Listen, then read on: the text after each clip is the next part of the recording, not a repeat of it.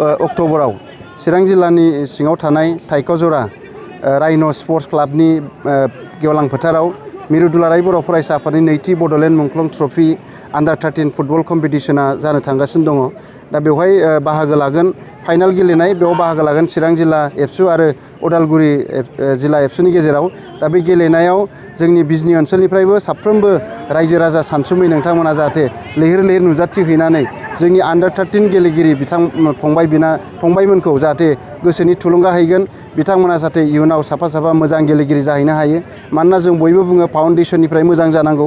बेखायनो जों दुलाराय बर' फरायसा आफादा आरो बिजनि दख'रायाबो जोङो आन्डार 13 गेलेनायखौ जों लाबोबाय थादों आरो मिरु दुलाराय बर' फरायसा आफादा देग्लाय नैथि खेबनि थाखाय बे आन्डार 13 फुटबल कम्पिटिशनखौ इन्टार डिस्ट्रिक्ट बेखौ लानाय जादों आरो बियो गाबोन 19 अक्ट'बर खालि फाइनाल जागोन। बेखायनो साफ्रोमबो रायजो राजा सानसुमै नोंथांमोनखौ लैहोर लैहोर थांनानै जोंनि आन्डार 13 गेलेगिरिफोरखौ थुलुंगा हैनो थाखाय नोंथांमोननि चेनेलनि गेजेरजों खावलायहरबाय।